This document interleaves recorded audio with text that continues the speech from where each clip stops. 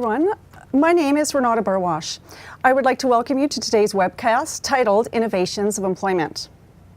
These webcasts are part of the larger joint initiative by Government of Alberta called the Human Services Learning Series. For more information about this series, which runs through to June 2017, check your emails for regular updates or go to learningseries.ca. You can also follow on Twitter at the username @ABHumanServices. You will be able to pose your questions directly via the live chat window during the presentation. We will address as many of the questions as we have time for. Paige Boudreau is our online moderator. She'll pose your web chat questions to us. Today's session is also being recorded, and the video will be posted on the hslearningseries.ca, as well as Alberta Human Services YouTube channel, about 2 weeks after the live session. Now let's get started.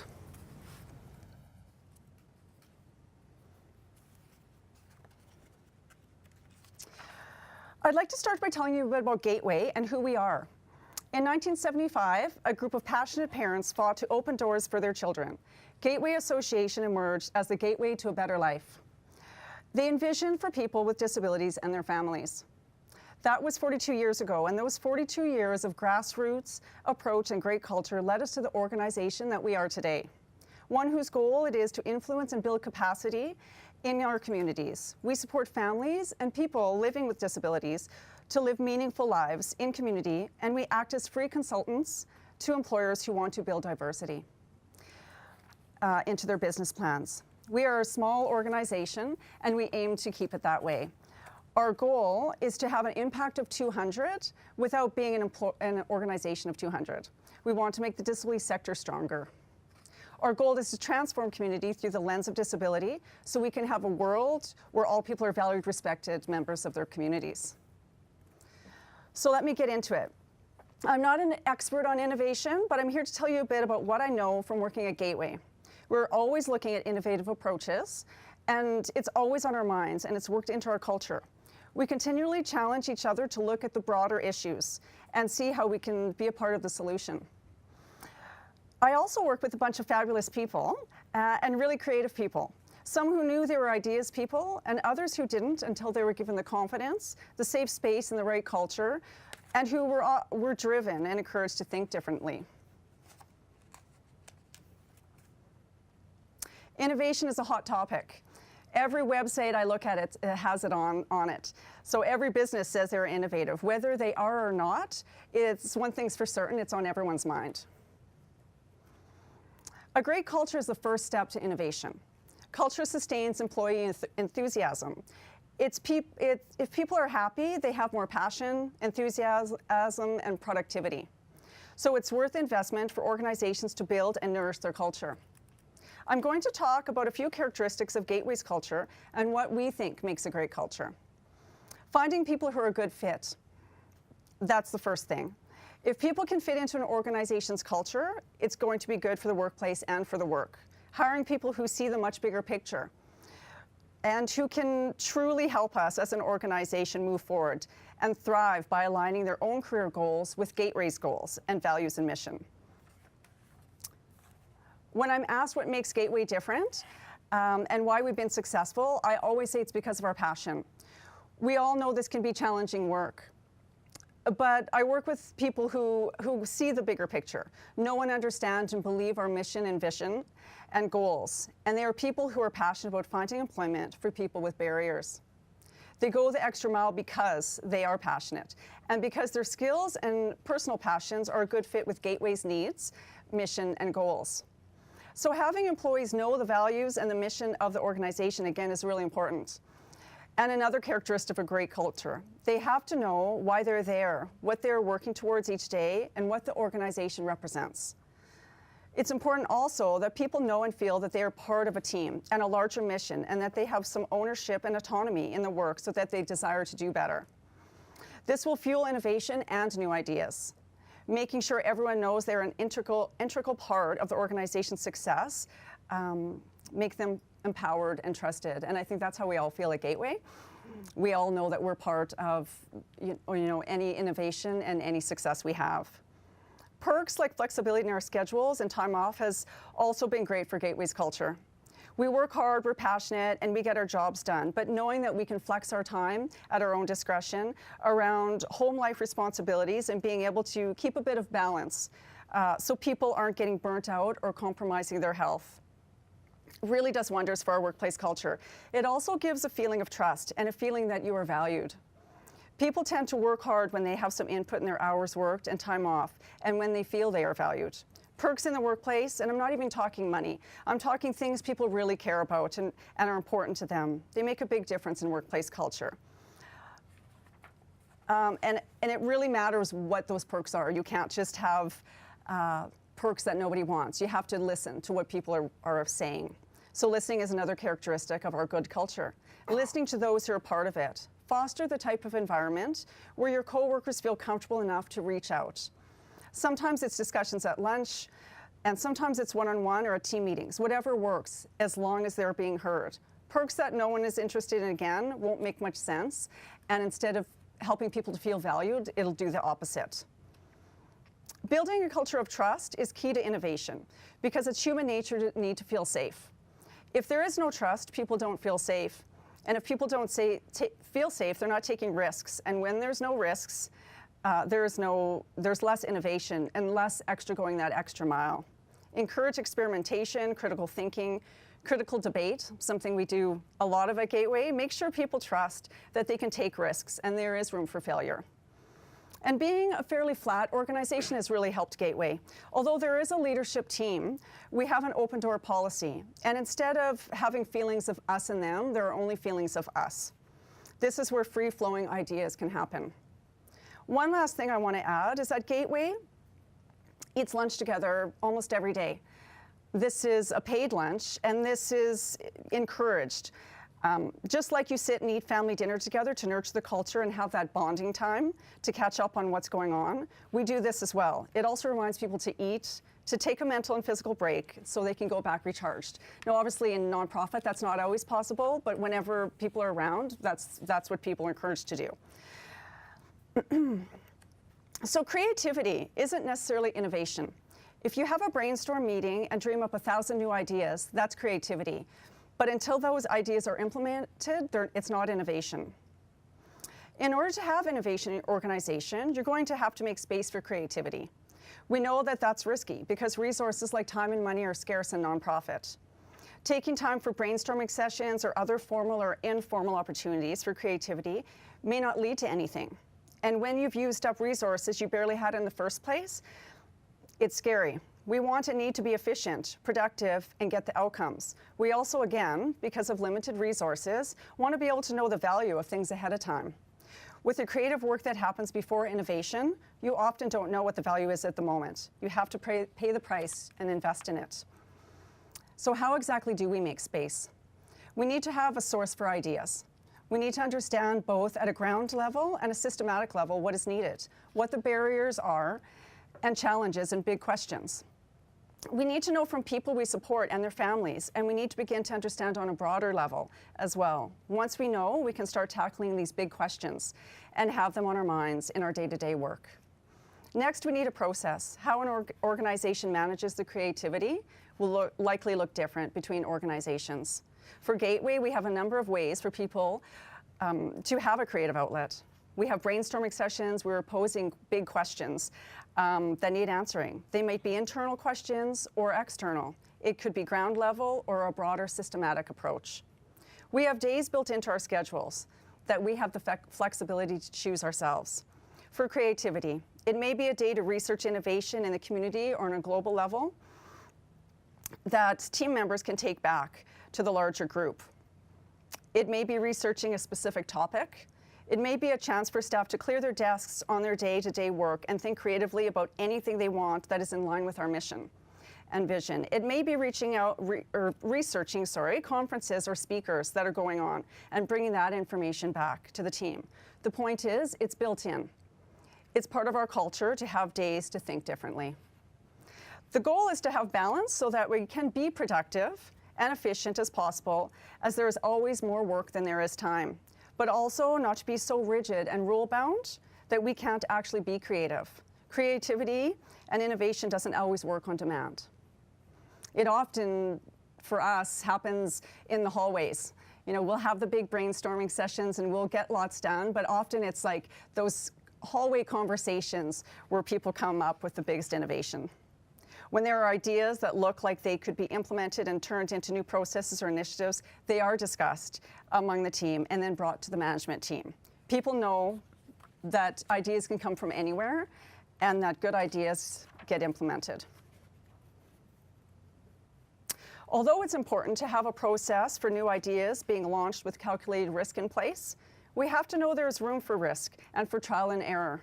Employees need to know it's okay to take risks and it's okay to fail sometimes. Often failure is where the real success comes from.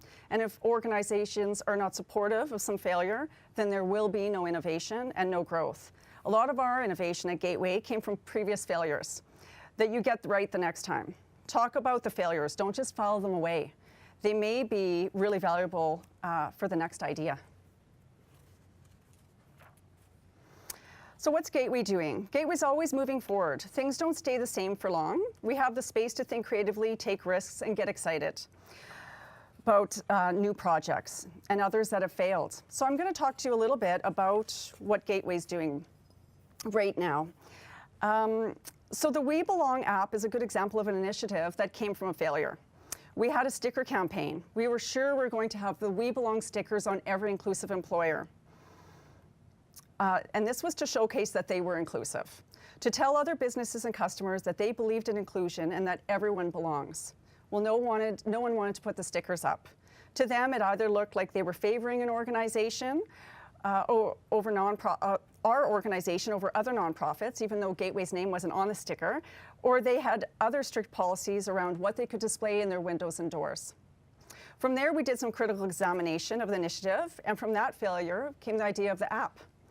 Our We Belong app is a user-friendly place where consumers can find inclusive employers in communities across Canada, either by mapping, by searching by name, or by category. The app gives consumers the opportunity to shop consciously. Consumers can also nominate businesses that hire inclusively through the app.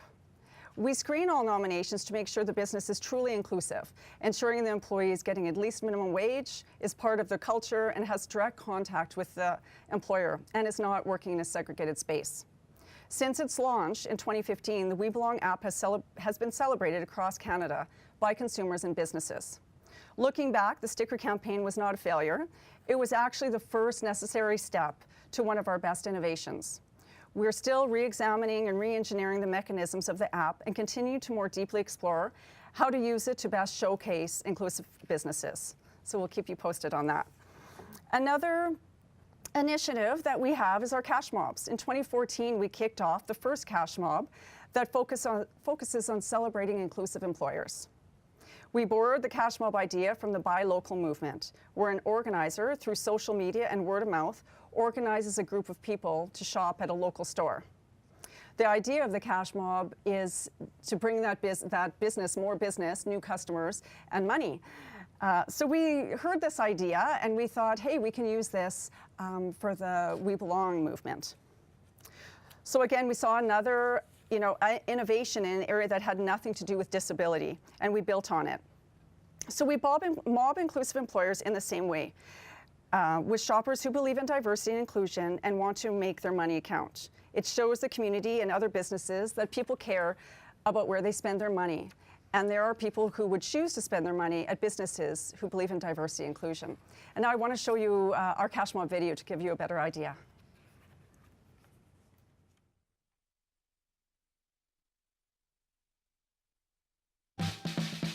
In 2014, Gateway Association had its first Cash Mob, an event that rallies a big group of people to shop at places that value diversity. We use our dollars to show what's important to us, and these employers have hired people with disabilities to do meaningful work in real positions. Businesses like Home Depot, who hired Grayson to work the front end. So I go out and grab carts. We'll help customers lift things into their vehicles. Or Spud.ca, who hired Isaiah to help in their warehouse. When Isaiah goes on vacation, it really shows what a key member of the team he is. MacEwan University Library hired Naomi to help manage their books. It's really fun. I love working here and I love my boss. And Kyle works the floor at Cineplex North Edmonton. Your name tag has your favorite movie on it? Yes, The Good, the Bad, and the Ugly by Sergio Leone. Winter's hired Carly to do one of her favorite things. Organized shoes. I love it. I want it clean and tidy and make it perfect for the customers. And the Self-Advocacy Federation hired Amy to coordinate planning and learning. Even though people might have a disability, it doesn't mean they aren't or can't be amazing workers and amazing at what they do. 90% of people with disabilities rate average or better on job performance. 86% rate average or better on attendance. They're committed to their jobs with 72% staff retention, and nearly 60% require no accommodations at all. And by the way, 78% of Canadians are more likely to buy a product from a business that hires people with disabilities, and the buying power in Alberta of people with disabilities and their families was $41 billion. Employers that see the value in hiring people with disabilities get noticed. The cash mobs organized by Gateway Association bring out crowds of people who spend thousands of dollars at these businesses to show that this matters to them and to help spread the word. So how can you help? One way is to download the We Belong app. It shows you the businesses around you that hire inclusively. The other way is to become a cash mobber. We'll tell you when, we'll tell you where. Just show up, look for the green balloons and the people in green, and be ready to shop. Spend to support diversity.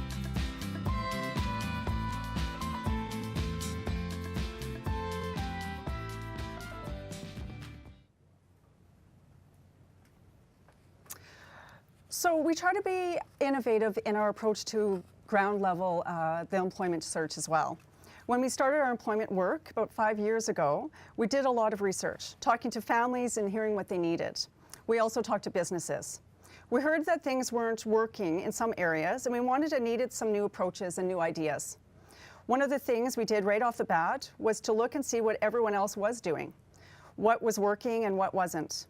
We don't always have to reinvent the wheel. To kickstart our innovation, we started by going to Seattle to learn from WISE, Washington Initiative for Supportive Employment, and we learned from them, an organization known for their innovation. We wanted to make sure we put the time in up front so that we could have higher success rates for our job seekers and put them in positions where they could be successful. So we started doing a long exploration with job seekers. At that time, it was innovative, the whole process. We also have a family support team, so we are able to support people in their employment, but also give them the resources they need in other areas of their lives.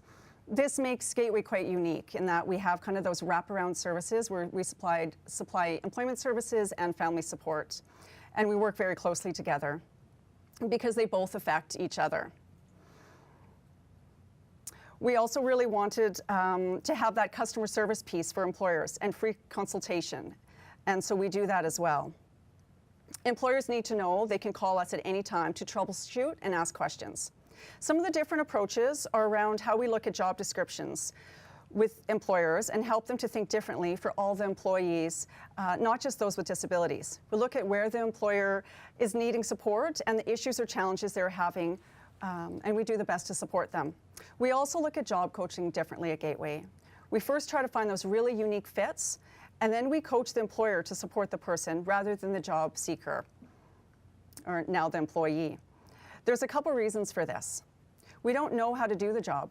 We've never trained anyone before how to do that job. Job coaching often doesn't make space for relationships either to happen in the workplace. This is nothing new, we know this. Also, when job coaches are heavily involved and then they leave their job is often when we see job breakdown, either because that person wasn't able to do the job on their own or because the job coach had the relationship with the employer rather than the employee. Job coaching can also take the empowerment piece away, which is key to having engaged employees and building confidence. Instead, we coach the supervisor to train and supervise that employee. The employer or supervisor always takes the lead, and we are a resource to support in any way we can.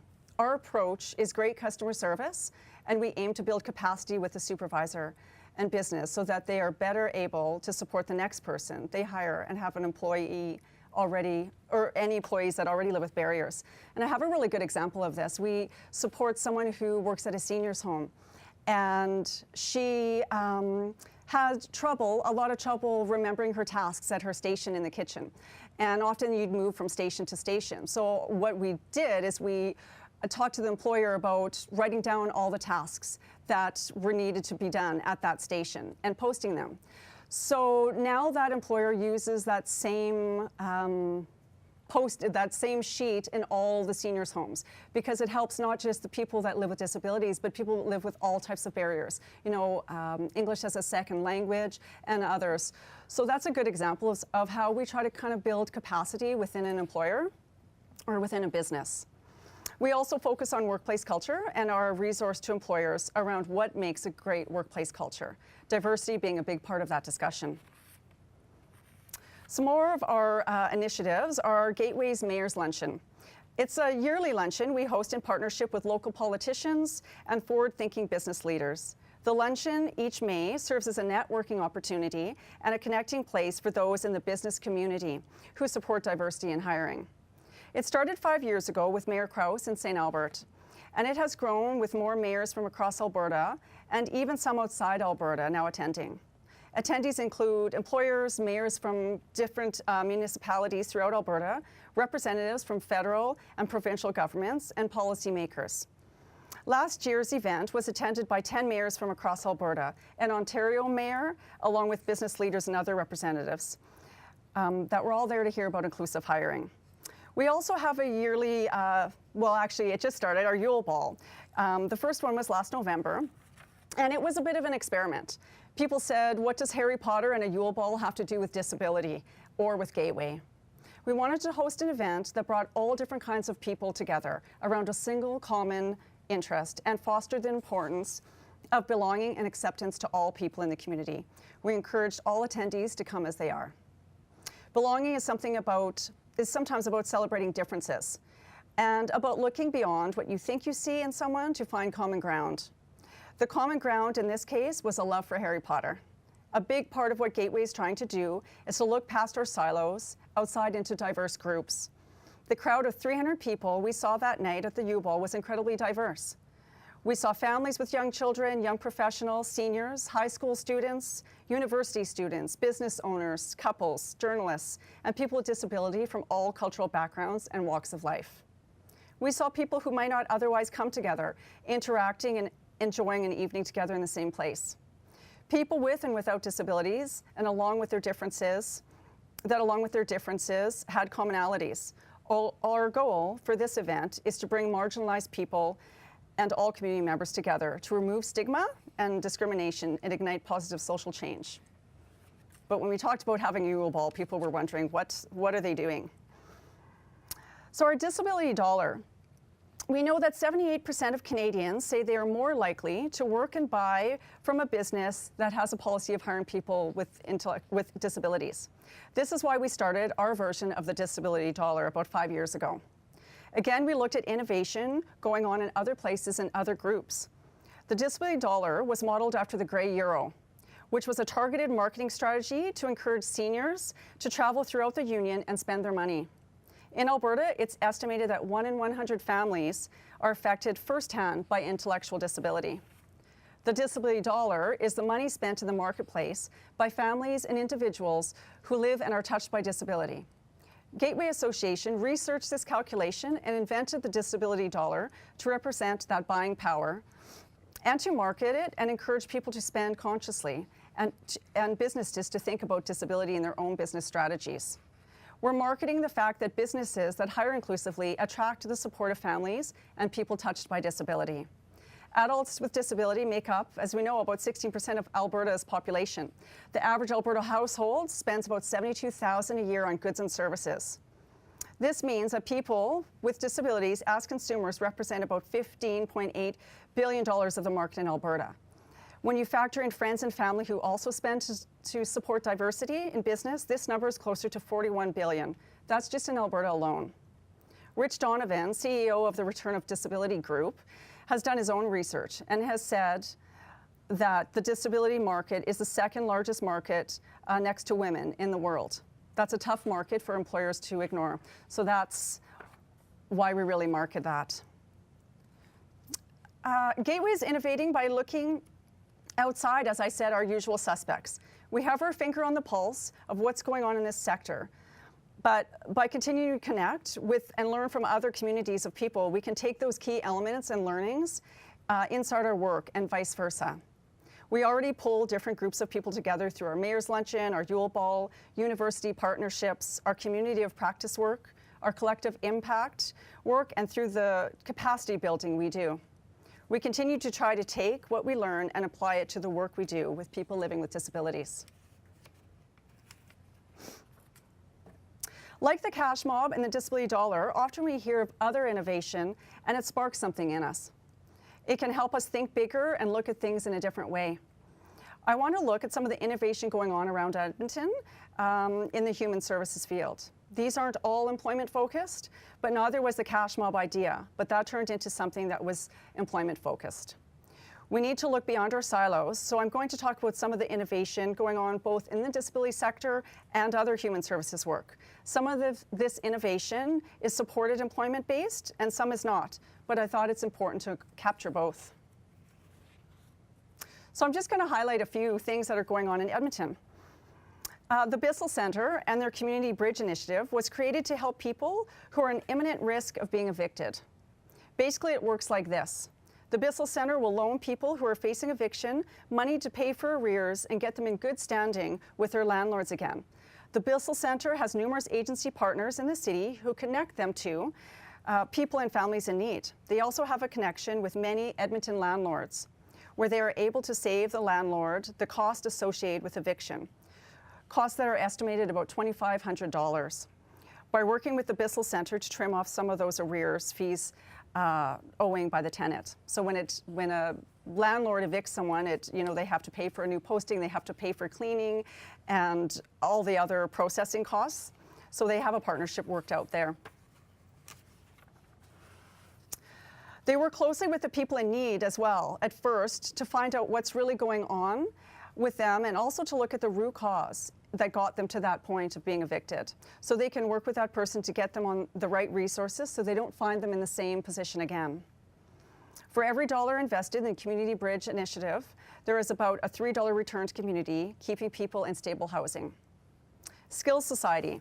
Skills Society launched the opening of their Action Lab last February. The Action Lab is a social enterprise of Skills Society.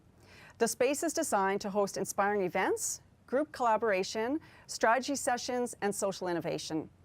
The experience promotes creative problem solving, offering tools to help tap into collective wisdom, and helps people prototype solutions to challenge the work they're doing. At the time, they had the big idea. They were in a building space that they were facing high rent costs on, and their large space they needed to deal with. They knew they needed to shrink their square footage and make do with a smaller footprint. But they still needed space for all of their internal training, although they didn't need it every day. This is when they came up with the innovation of the Action Lab. The space created a viable social enterprise opportunity, which helps Skills Society and also helps the community.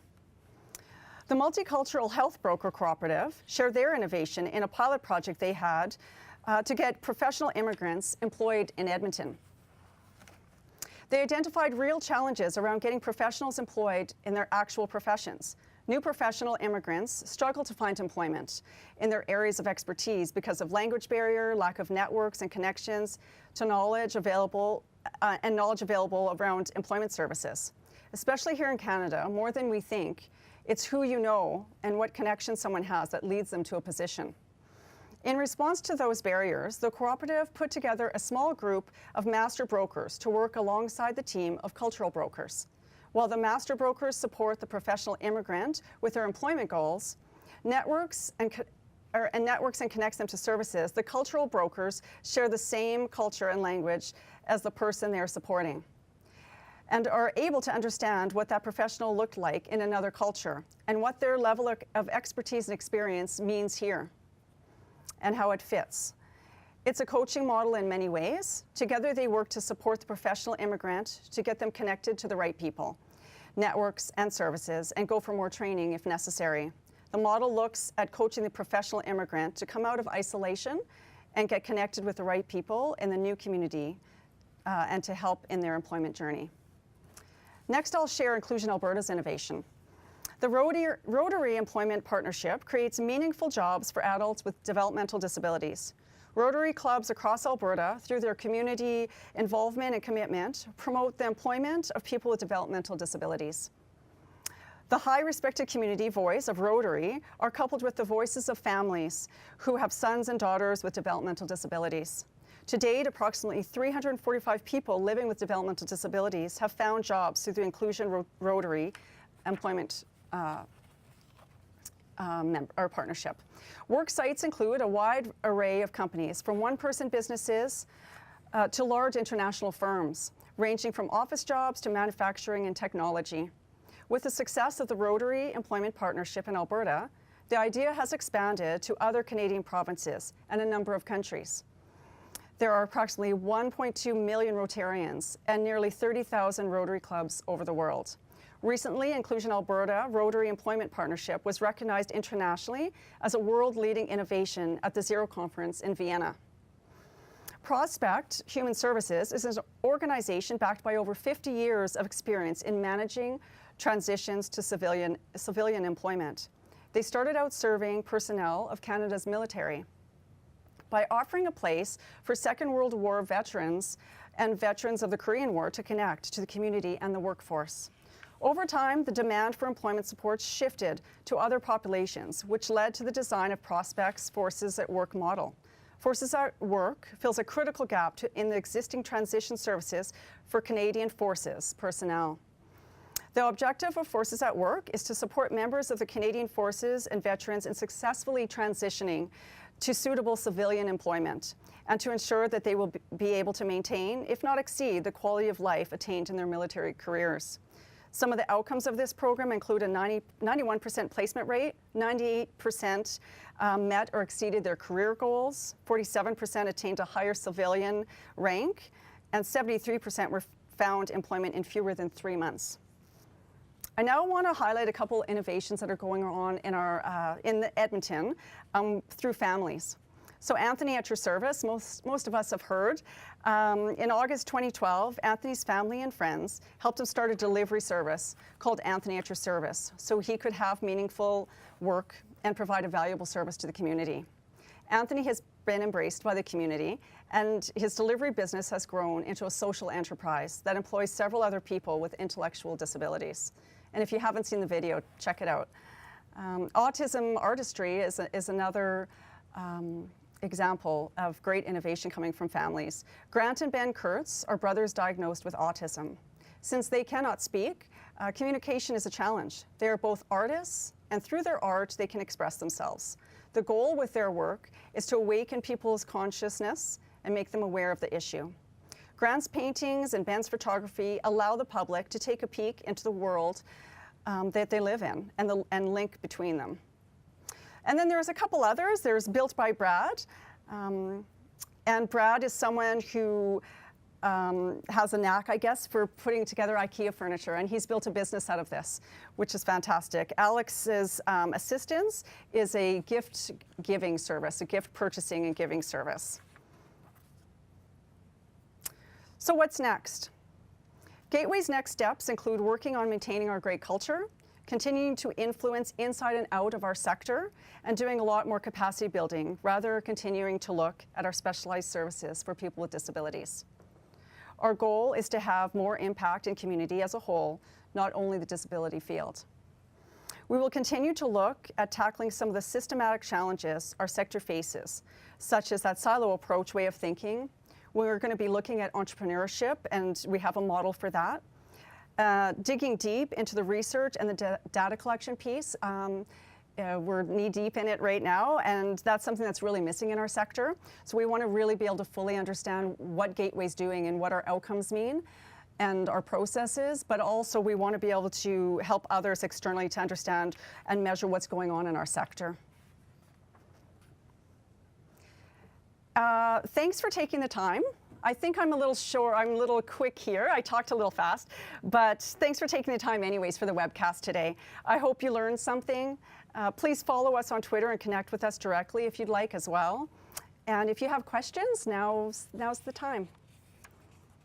Alrighty, so before we get into our questions, we have a comment from someone who says that she doesn't have a question, but she just wanted to say, as someone that had received help from Gateway, from Employment Services, the passion and determination of the people that work there is truly amazing. Thank you for what you are doing. So that was a comment off the top. And one of our first questions is, how do you decide when and where to cash mob?